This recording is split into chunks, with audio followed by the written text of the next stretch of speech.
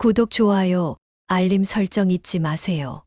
여러분의 관심과 응원이 제게 정말 큰 힘이 된답니다. 댓글로도 여러분의 생각과 경험을 많이 공유해 주시면 감사하겠습니다. 그럼 오늘의 사연 이야기 시작해 보겠습니다. 비 오는 밤이었어요. 창밖으로 내리는 빗줄기가 유리창을 타고 흐르며 희미한 불빛을 가렸어요.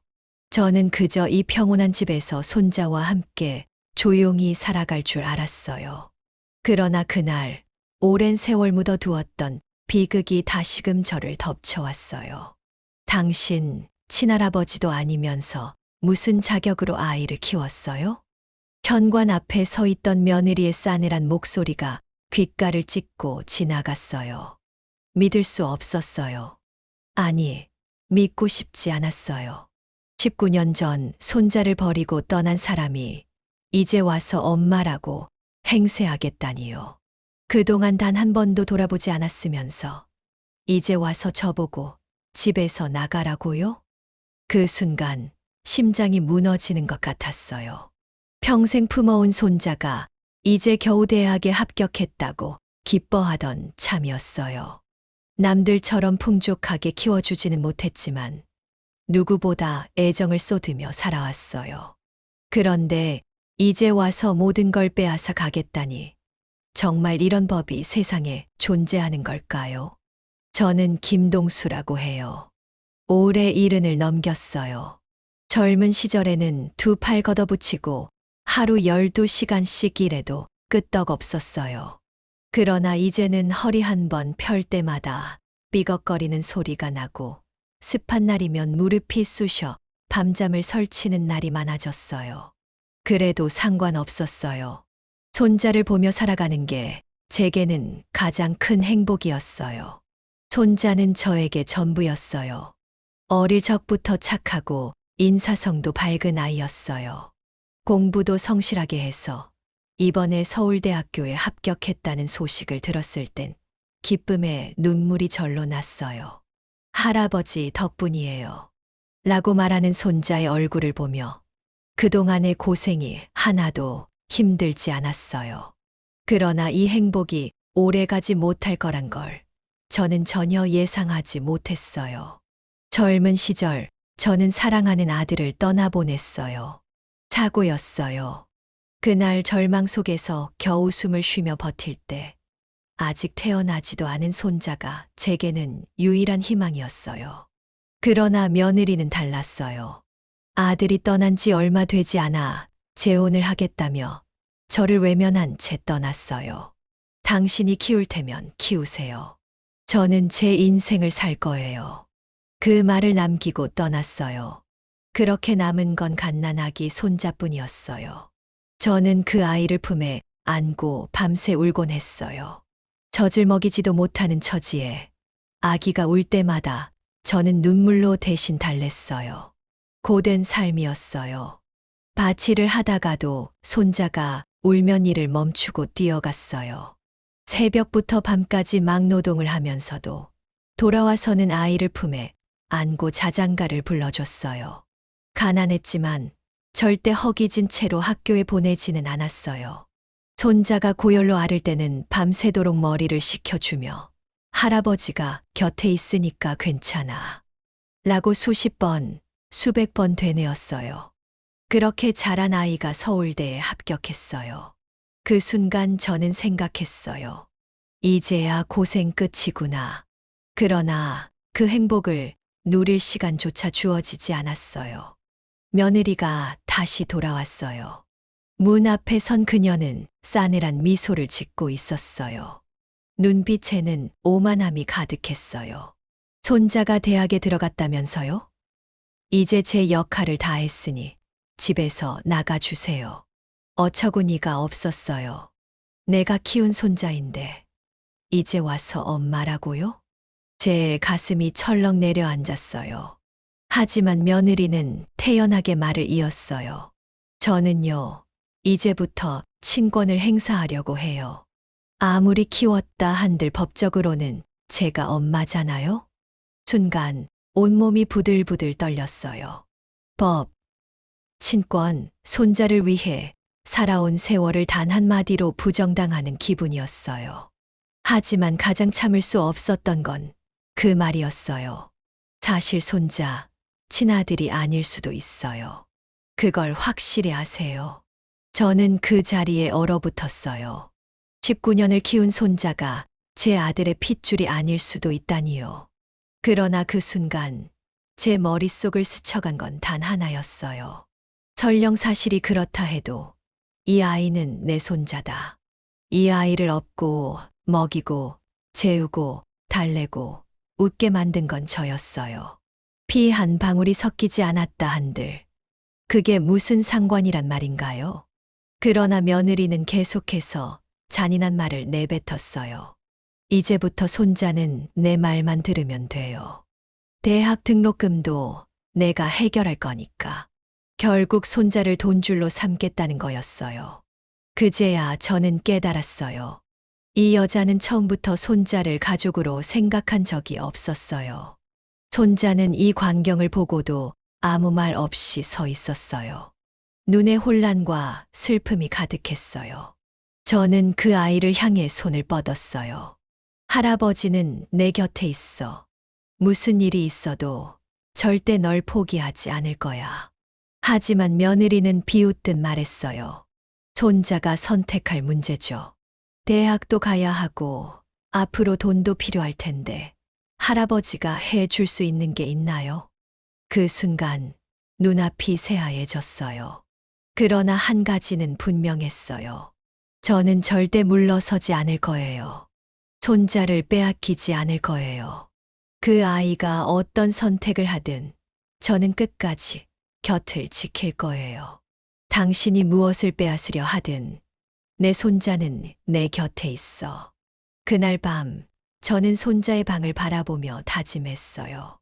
이 싸움 끝까지 가겠다고요. 비 오는 저녁 낡은 집 마루에 앉아 가만히 지나온 시간을 떠올렸어요. 손자를 빼앗기지 않기 위해 싸워야 하는 지금, 저는 이 아이와 함께했던 지난 세월이 얼마나 소중했는지 다시금 깨닫게 되었어요. 하지만 이 모든 일의 시작은 며느리를 처음 만났던 날로 거슬러 올라가요. 아들은 참 성실한 아이였어요. 어릴 때부터 자기 할 일을 묵묵히 해내는 성격이었지요. 대학 졸업 후 좋은 직장에 취직했고 어느 날 설레는 목소리로 저를 찾아와 말했어요. 아버지, 저 결혼하고 싶은 사람이 있어요. 그때만 해도 얼마나 기뻤는지 몰라요. 저는 아들에게 묻지도 따지지도 않고 그래, 꼭 데려와서 보여줘라 라고 했어요. 그렇게 처음으로 이정미를 만났어요. 처음 본 며느리는 꽤 당차 보였어요. 말수는 적었지만 눈빛이 또렷했고 자신감이 넘쳤어요. 함께 밥을 먹으며 이런저런 이야기를 나누었는데 문득 이상한 기분이 들었어요. 정미 씨는 부모님께 인사드렸어요? 그러자 며느리는 젓가락을 내려놓으며 쓴웃음을 지었어요. 저는 부모님이 안 계세요. 고아원에서 자랐어요. 그 말을 듣는 순간 가슴 한쪽이 아려왔어요. 부모 없이 살아왔을 그녀의 삶이 얼마나 힘들었을지 짐작이 갔어요. 그래도 든든한 남편 만나 잘 살면 되지 않겠어요? 라고 했더니 그녀는 조용히 웃으며 고개를 끄덕였어요. 그렇게 아들은 그녀와 결혼했고 저는 진심으로 축복해 줬어요. 그땐 몰랐어요. 언젠가 이 여자가 제게 가장 큰 상처를 줄 사람이 될 줄은요. 결혼하고 몇 달이 지나자 며느리는 조금씩 변해갔어요. 처음에는 저에게 싹싹하게 굴었지만 점점 말투가 냉랭해졌어요. 어느 날 며느리가 저녁을 차리던 아들에게 퉁명스럽게 말했어요. 여보, 우리 언제까지 아버지랑 같이 살아야 해? 그 말을 들은 저는 손에 들고 있던 신문을 살짝 내려놓았어요. 정미야, 무슨 말이냐? 같이 사는 게 불편하니? 그러자 며느리는 한숨을 쉬며 젓가락을 툭 던졌어요. 그냥 우리만의 공간이 있었으면 좋겠어요. 솔직히 여기가 답답해요. 그때 저는 뭔가 불길한 예감을 느꼈어요. 분명 처음에는 다 같이 화목하게 살아가자고 했던 사람이었는데, 이제 와서 혼자 살고 싶다니요. 아들은 난감한 얼굴로 저와 며느리 사이를 번갈아 보며 말했어요. 정미야, 아버지는 우리 가족이야. 갑자기 그런 말하면 서운하시잖아. 그 말을 듣는 순간 며느리의 얼굴이 살짝 일그러졌어요. 내가 그동안 많이 참았잖아. 근데 솔직히 말해서 나도 이제 편하게 살고 싶다고. 그때 저는 깨달았어요. 이 사람은 결코 저를 가족으로 생각하지 않는다는 걸요. 세 번째 기어 며느리가 떠나던 날. 손자가 태어난 후 며느리는 더욱 변했어요. 아들은 손자를 보며 행복해했지만 며느리는 늘 불만이었어요. 그러던 어느 날 아들이 사고로 세상을 떠났어요. 장례식장에서 저는 멍한 상태로 상주 자리를 지켰어요. 며느리는 한참을 울더니 갑자기 저를 향해 말했어요. 저 이 집을 떠날게요. 순간 머릿속이 하얘졌어요. 뭐, 너 지금 무슨 소리 하는 거야? 며느리는 눈물을 닦으며 단호한 표정을 지었어요. 저도 이제 제 삶을 찾아야죠. 이렇게는 못 살아요. 그녀의 눈빛은 이미 멀리 떠나고 있었어요. 그러면 손자는? 제 목소리가 떨렸어요. 그 아이는 이제 겨우 몇 개월 된 갓난아기였어요. 어미가 없으면 어떻게 살아가겠어요. 그러자 며느리는 피식 웃으며 말했어요. 아버지가 키우세요. 저는 이 아이를 데려갈 생각 없어요. 그때 저는 숨이 멎는 줄 알았어요. 어미가 자기 자식을 버리고 간다니요. 손자가 옆에서 작은 손을 허공에 흔들고 있었어요. 그 순간 저는 손을 뻗어 그 아이를 꼭 안았어요. 이 아이는 내가 지킨다. 그게 저의 마지막 다짐이었어요. 현재로 돌아와서 이제 다시 현실로 돌아왔어요. 19년이 지나 며느리는 돌아와 저에게 나가라 고 말했어요. 손자는 내 아들조차 아닐 수도 있다. 며 모든 것을 부정했어요. 하지만 저는 확신했어요. 이 아이가 내 아들의 핏줄이든 아니든 저는 이 손자를 위해 평생을 바쳤어요. 그래서 저는 포기할 수 없어요. 이제 이 싸움 끝까지 가볼 겁니다. 비 오는 날 허름한 마루에 혼자 앉아 있었어요. 마당에는 낡은 의자가 하나 놓여 있었고 그 위로 빗방울이 떨어지고 있었어요. 며느리가 문을 박차고 들어와 이제부터 손자는 제 아이니까 할아버지는 빠지세요. 라고 말했던 그 순간이 머릿속을 떠나지 않았어요. 손을 꼭 쥐었어요. 무릎 위에 올려둔 두 손이 부들부들 떨렸어요. 어떻게 이런 말을 저한테 할 수 있나요? 당신은 친할아버지도 아니면서 무슨 자격으로 아이를 키웠어요? 그 순간의 충격이 다시 가슴을 후벼 팠어요. 손자는 평생 저와 함께 자랐고 누구보다 제 사랑을 받으며 컸어요. 하지만 며느리는 그 모든 시간을 한순간에 부정해버렸어요. 이건 단순한 멸시가 아니었어요. 그동안 제가 쌓아온 모든 것이 손자를 키우기 위해 흘린 모든 땀이 며느리의 차가운 한마디로 산산조각이 나버린 기분이었어요. 며느리는 마당을 가로질러 집안을 둘러보았어요. 마치 감정을 지울 수 없는 먼지를 쓸어내듯이요. 이 집 꽤 낡았네요. 그래도 저는 이런 데서 살 생각 없어요. 손자를 데려가겠다고 해놓고 이 집은 자기와 맞지 않는다고 말하는 태도가 너무 당연한 듯 했어요. 저는 숨을 깊이 들이마셨다가 천천히 내쉬었어요. 손자가 방에서 나와 이 상황을 보고 말문이 막힌 채 저를 바라보고 있었어요. 며느리는 손자를 향해 부드러운 목소리로 말했어요. 엄마랑 같이 살자. 이제야 제대로 된 환경에서 살 수 있겠네. 힘들었지. 손자는 어리둥절한 표정이었어요. 평생 한 번도 찾아오지 않던 사람이 갑자기 나타나 엄마라고 말하는 게 어색하지 않겠어요? 하지만 며느리는 그런 건 상관없다는 듯 자연스럽게 손자를 데려가는 게 마땅하다는 표정을 짓고 있었어요. 저는 손자를 지키고 싶었어요. 그러나 며느리는 이젠 법적으로 친권을 주장할 수 있다며 저를 완전히 배제하려고 했어요. 할아버지는 이제 역할이 끝났어요. 이 집도 제 아이의 것이고 저는 더 이상 신경 쓰고 싶지 않네요. 제 심장이 철렁 내려앉았어요. 손자가 제 곁을 떠난다는 것보다 저를 역할이 끝난 사람으로 치부하는 말이 더 아팠어요. 그동안 저는 무슨 역할을 한 걸까요? 손자를 키우면서 단 하루도 후회한 적이 없었어요. 하지만 이 순간 제 모든 삶이 무의미한 것처럼 느껴졌어요. 며느리는 제게 집을 정리하고 떠날 것을 강요했어요. 손자는 불안한 눈빛으로 저를 바라봤어요. 그리고 조심스럽게 물었어요.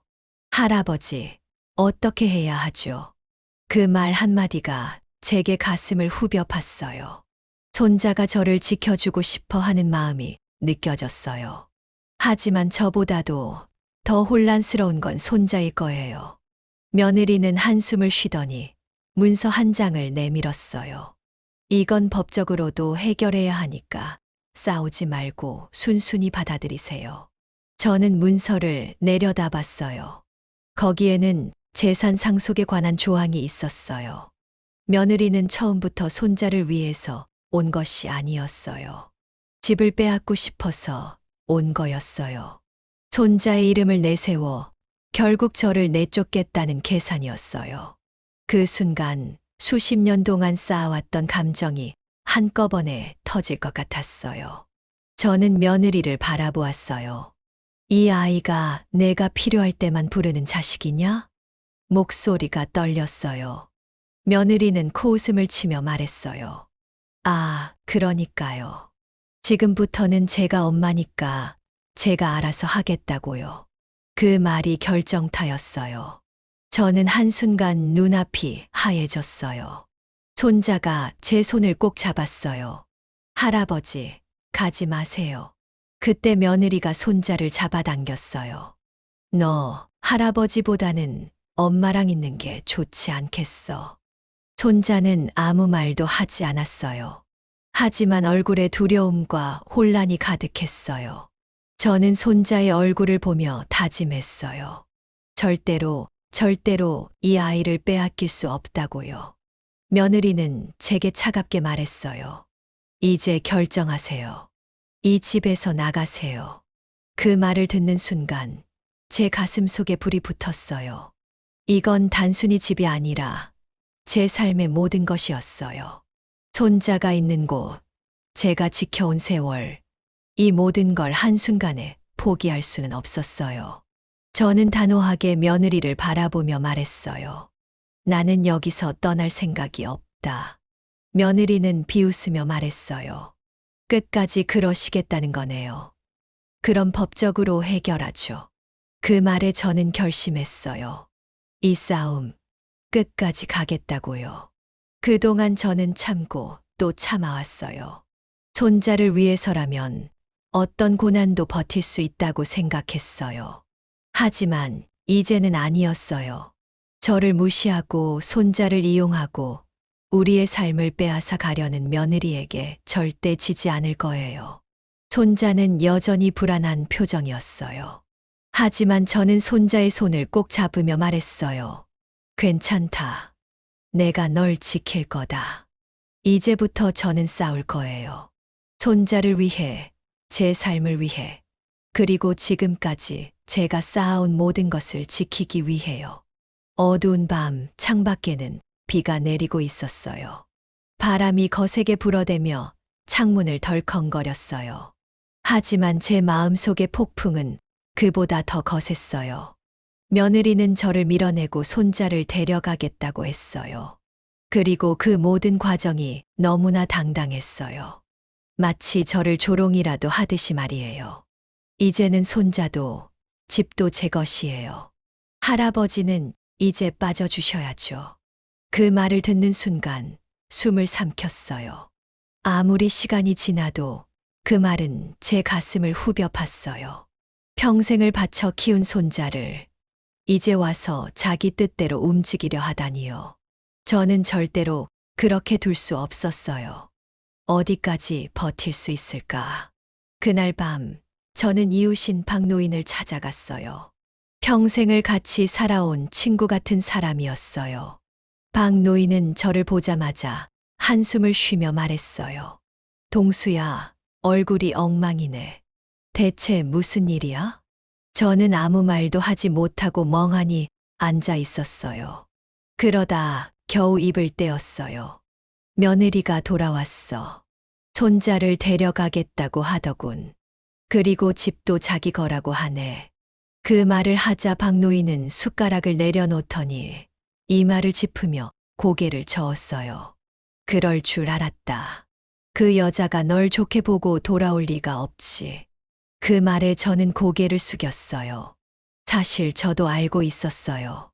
며느리는 손자를 위해 온 것이 아니라 결국 이 집과 재산을 노리고 온 거라는 걸요. 하지만 혹시나 하는 기대를 했던 것도 사실이었어요. 이럴 때 어떻게 해야 하지? 박노인은 저를 똑바로 바라보며 말했어요. 넌 할 만큼 했어. 손자를 위해 평생을 바쳤잖아. 하지만 지금은 너도 널 지켜야 해. 그 말에 저는 입술을 깨물었어요. 손자를 지키기 위해 살았던 인생이었는데, 이제는 저 자신을 지켜야 한다니요. 며칠 후 손자가 저를 찾아왔어요. 얼굴이 말라 있었어요. 할아버지, 어머니가 그러는데, 제가 할아버지, 친손자가 아닐 수도 있다고 하던데요. 그 말을 듣는 순간, 심장이 철렁 내려앉았어요. 손자는 눈을 피하며 말했어요. 어머니가 그러시는데 DNA 검사라도 해보자고 하셨어요. 그래야 확실해진다고요. 그 말을 들으면서 저는 오히려 마음이 차분해졌어요.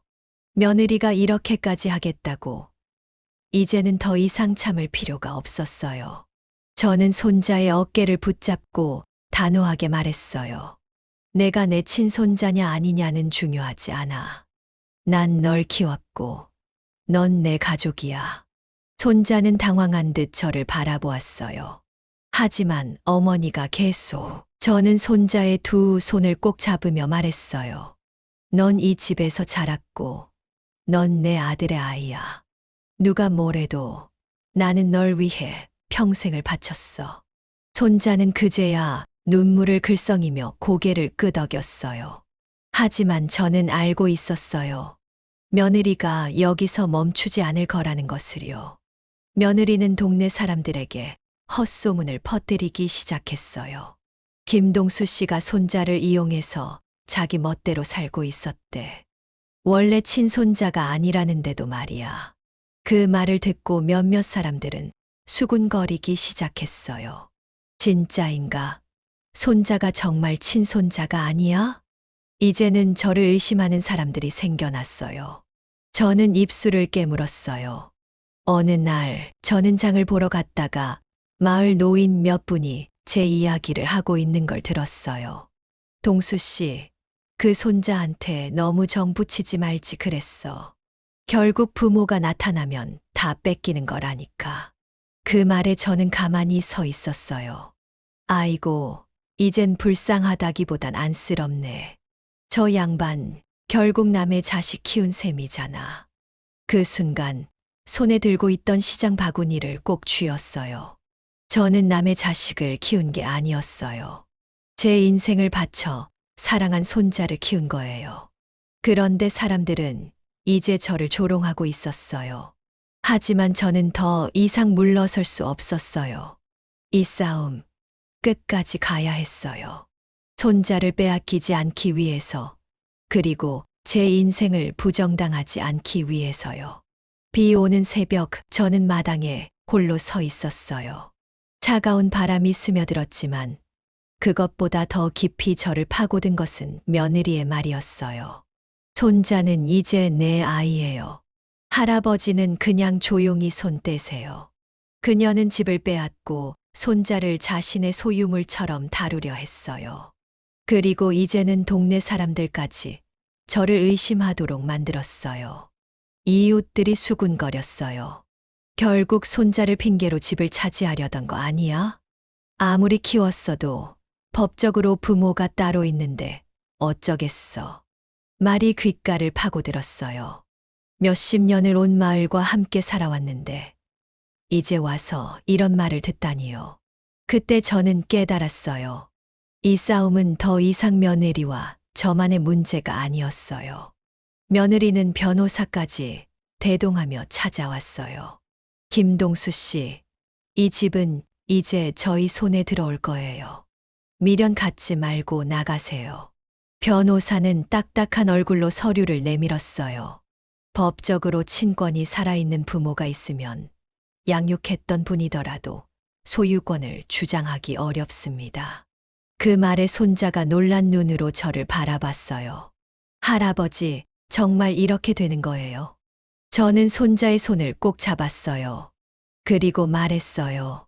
절대 그렇게 두지 않을 거다. 저는 며느리를 향해 차분히 말했어요. 내가 손자를 위해 온 거라면 이렇게 욕심부터 드러내진 않았겠지. 그러나 그녀는 피식 웃으며 말했어요. 손자를 위해서죠. 더 좋은 환경에서 살게 해주려고요. 그 말에 저는 단호하게 말했어요. 돈 몇 푼으로 아이의 삶이 달라질 거라고 생각하나? 난 손자에게 사랑을 줬다. 넌 뭐를 줄 수 있나? 그 순간 손자가 며느리를 바라봤어요. 그리고 조용히 입을 열었어요. 어머니, 저를 정말 사랑해서 오신 거예요? 아니면 그냥 이 집이 필요했던 거예요? 며느리는 당황한 얼굴로 손자를 바라봤어요. 그날 밤 저는 결심했어요. 이제 참을 만큼 참았어요. 손자가 직접 들고 온 한 장의 서류가 있었어요. 할아버지, 이거 보세요. 어머니가 제 이름으로 뭘 하려는지요. 그 서류에는 손자의 명의로 대출을 받으려 했던 기록이 있었어요. 이제 알겠어. 내 어머니가 널 위해 온 게 아니라는 거. 손자는 입술을 꽉 깨물며 고개를 끄덕였어요. 이제 반격할 차례였어요. 저는 이 싸움 끝까지 갈 거예요. 손자를 위해서, 그리고 제 모든 것을 지키기 위해서요. 비 오는 밤, 저는 홀로 마당에 서 있었어요. 젖은 흙냄새가 코끝을 스쳤고 어둠 속에서 희미한 가로등 불빛이 번져 보였어요. 오늘 하루도 버티느라 온몸이 지쳐 있었어요. 하지만 마음속은 더욱 피폐했어요. 며느리는 손자를 데려가겠다며, 집을 빼앗겠다며 저를 무너뜨리려고 했어요. 이 집에서 나가라는 말이 귓가에 계속 맴돌았어요. 손자는 제 아이예요. 할아버지는 그냥 떠나세요. 그날 이후 마을 사람들의 시선이 달라졌어요. 이웃집 박노인은 우물가에서 저를 힐끔 보며 중얼거렸어요. 그렇게 키워도 결국 남의 자식이라니까. 저는 모른 척하며 지나쳤어요. 아니, 못 들은 척하고 싶었어요. 오래 알고 지낸 김 여사도 시장에서 한숨을 쉬며 말했어요. 동수 씨도 참 그렇게 애지중지 키워도 결국 부모가 나타나면 끝이지. 그 말이 뼛속까지 사무쳤어요. 저는 손자를 위해 모든 걸 바쳤어요. 그런데 이제 와서 남의 자식이라고요? 며느리는 동네를 돌아다니며 저를 모욕했어요. 저 사람 손자 핑계로 자기 욕심 부린 거예요. 법적으로 부모가 있는데 저렇게 집을 차지하려는 거 안 이상해요. 그 말이 퍼져나가면서 마을 사람들은 저를 이상한 시선으로 바라봤어요. 며느리는 집에서 저를 쫓아내기 위해 변호사를 대동했어요. 김동수 씨, 이 집은 손자의 명의로 되어 있죠. 그럼 이제 어머니인 제가 관리해야죠.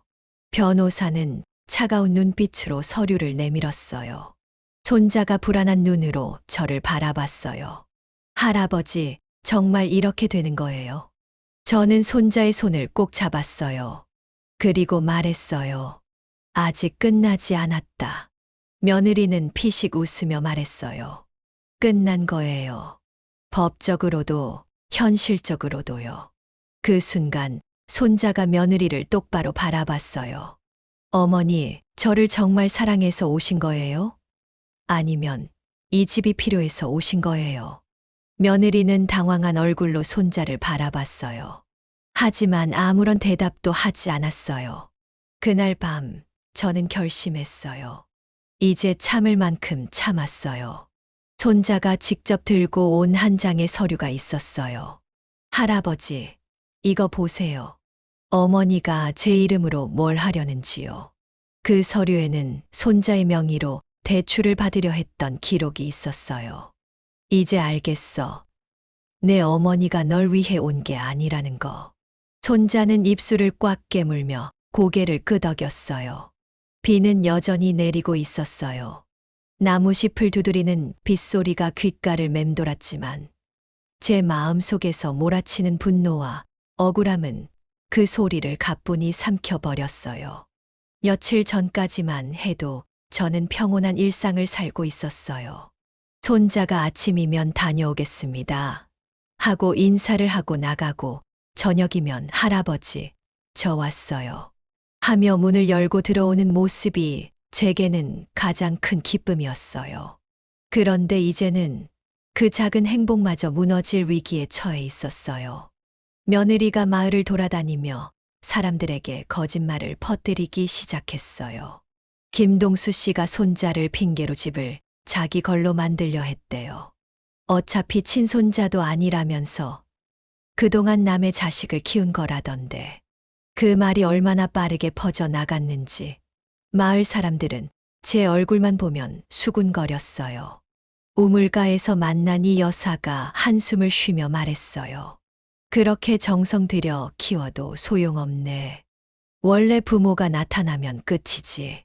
장을 보러 갔을 때 채소 가게 주인이 힐끗 저를 쳐다보며 중얼거렸어요. 동수 씨도 이제 손 놔야 하는 거 아니야? 그 말들이 칼처럼 가슴을 찔렀어요. 저는 손자를 위해 평생을 바쳤어요.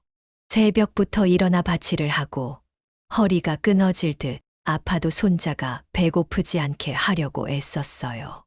밤이면 손자가 곤히 잘 자고 있는지 이불을 덮어주고 아프면 밤새 머리를 식혀주며 간호했어요. 그런데 이제 와서 제가 탐욕스럽다고요? 남의 자식을 키운 거라고요? 며느리는 이제 법까지 들먹이며 저를 압박하기 시작했어요.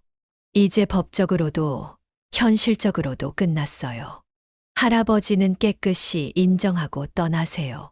손자가 그 말을 듣고는 불안한 눈으로 저를 바라봤어요. 할아버지, 정말 이렇게 되는 거예요? 저는 손자의 손을 꼭 잡으며 말했어요. 아직 끝나지 않았다. 며느리는 코웃음을 치며 말했어요. 끝난 거예요. 손자는 제 아이고 이 집도 제 것이에요. 손자는 흔들리는 목소리로 물었어요. 어머니, 저를 정말 사랑해서 오신 거예요? 아니면 그냥 이 집이 필요해서 오신 거예요? 며느리는 아무런 대답도 하지 못했어요. 그날 밤 손자가 직접 서류 한 장을 내밀었어요. 할아버지, 이거 보세요. 어머니가 제 이름으로 뭘 하려는지요. 그 서류에는 손자의 명의로 대출을 받으려 했던 기록이 있었어요.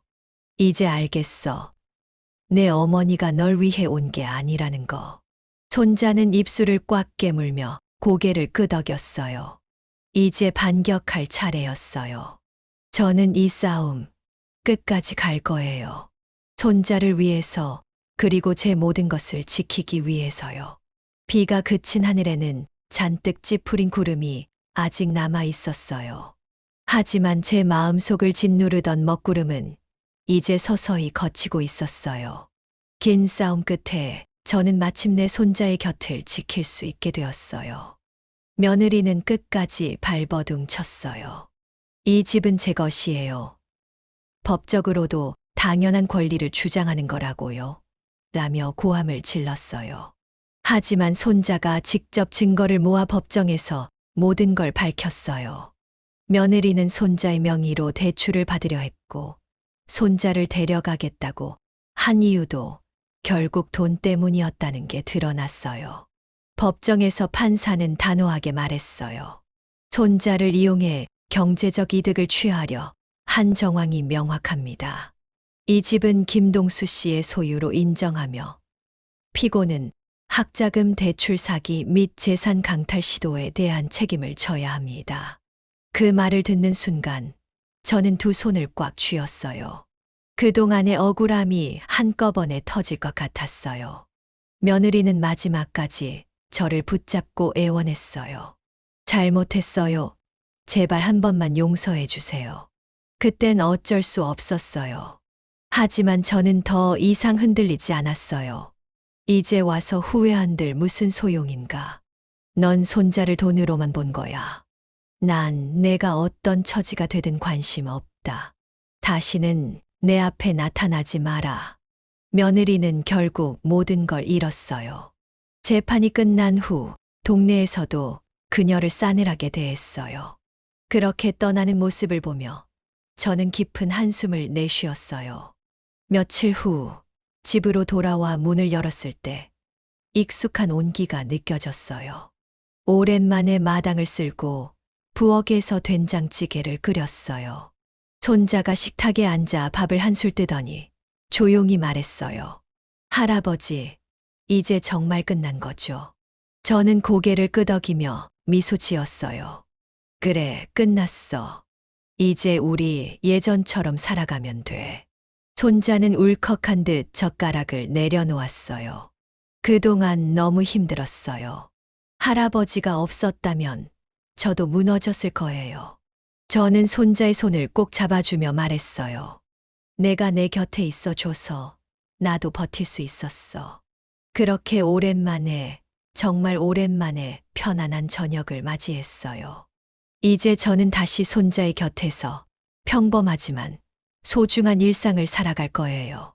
비록 상처받고 힘겨운 시간을 보냈지만 끝내 이겨냈어요. 그리고 깨달았어요. 진심은 결국 이긴다. 이제 남은 삶은 손자와 함께 웃으며 살아가고 싶어요. 그게 제가 지켜낸 가장 소중한 것이니까요. 오늘의 사연을 들으시고 여러분은 어떻게 생각하시나요? 가족이라는 이름으로 벌어진 이 충격적인 이야기. 여러분이라면 어떻게 하셨을까요?